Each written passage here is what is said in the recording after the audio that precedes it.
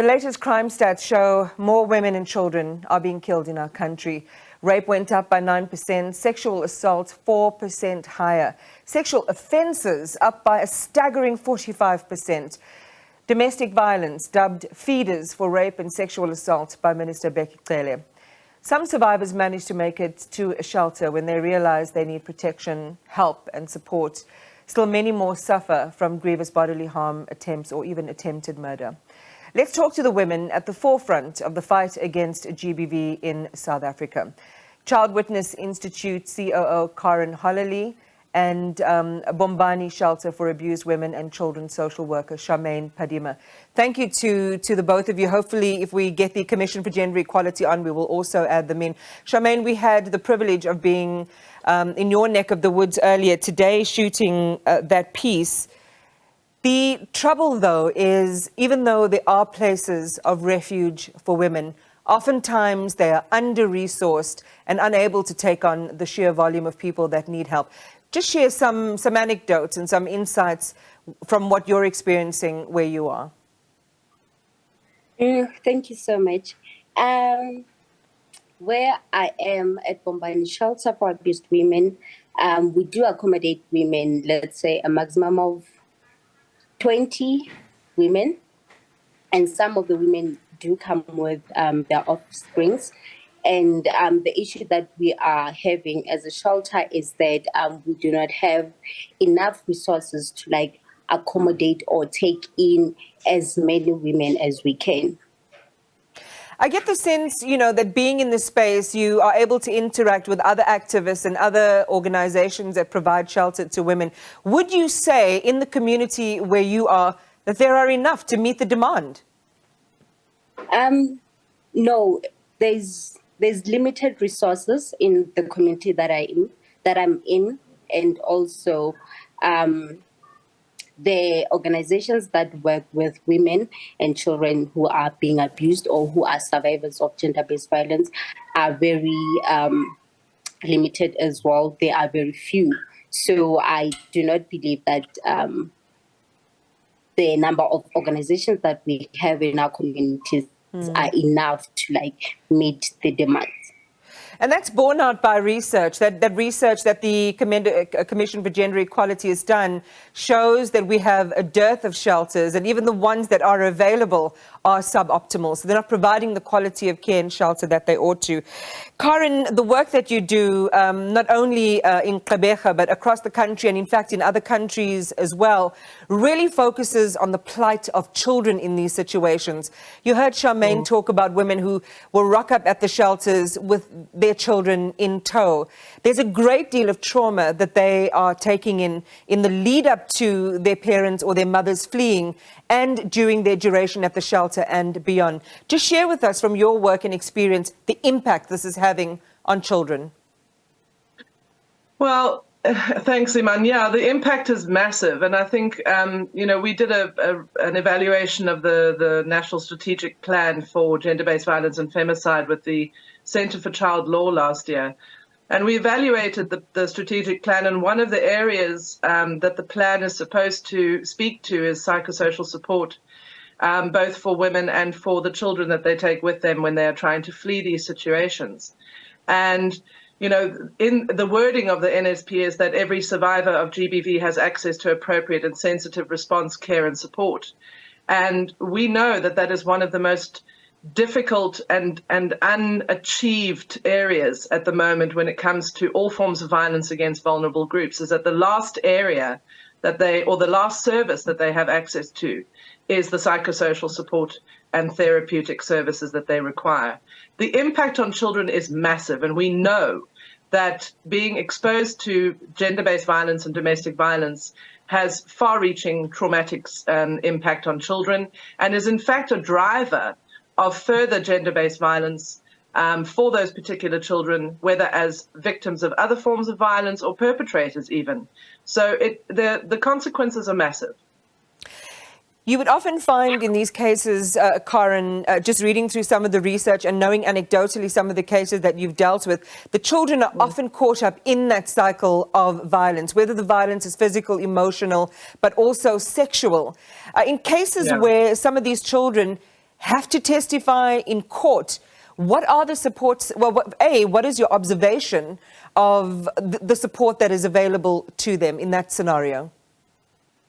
Well, I mean, I think we must understand, first of all, the situation that the child finds him or herself in, and that is that very often they are required to testify against somebody that they have a relationship with. In most cases, the perpetrators of gender-based violence are family members, close family members, fathers, brothers, partners, whatever they might be. So that's already the first major obstacle that these children have to face. There are lots of services, and there's some really good models that we have in South Africa. We're really, really good at developing models that speak to the needs of the people who are going to be requiring services, particularly in domestic violence and sexual offences cases. So we have the sexual offences courts, we have the new domestic violence legislations and the amendments that have happened as a result of this movement towards eradicating gender-based violence in our country. The biggest problem is always access. Who has access to those? How often are they able to make use of those services? This is a lifelong, what would you call it, impact. And we tend to think that a once-off session of something, whether it's with a court preparation officer or a social welfare officer, or in wonderful circumstances, a psychologist or a counselor, will be sufficient to get that child through what has happened to them or what they've been exposed to. And it's not. Yeah, it goes back to that systemic question. As you say, this is a legacy issue, both historically, and it's going to be a legacy issue into the future. Sharmaine, the fact is you can only keep people for so long. These mothers, sometimes with their children, or women who are seeking refuge where you are on a time limit to be with you. Just share with us just how much you are able to support them in this moment where oftentimes they are on the run. Okay. At our shelter, we only accommodate them or assist them for a maximum of 6 to 7 months. And during that period, we are able to offer them psychosocial support services, such as counseling. And also we try to empower them through our skills development programs, whereby we are able to enroll them with organizations or institutions of higher learning.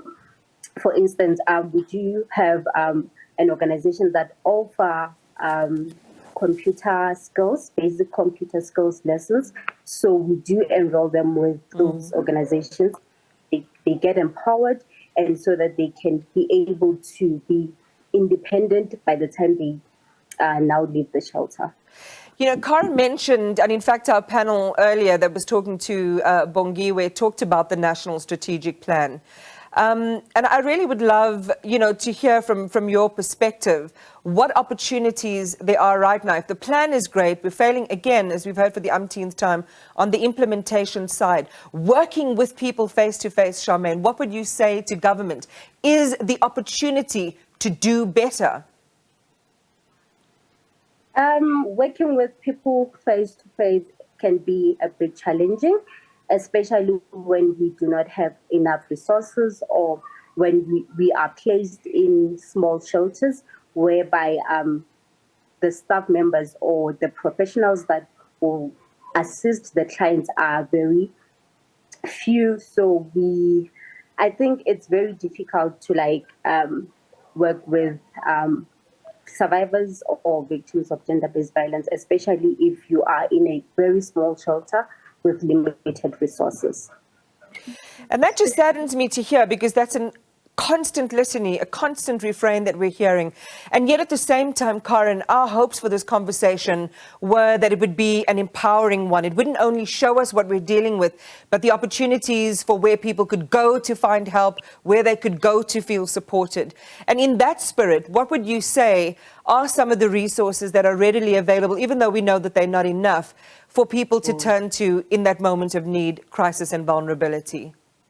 Yeah, I mean, I think after these conversations, we all feel a little bit down and depressed. But I think what we should take from this is the fact that it's an explosive conversation that's happening.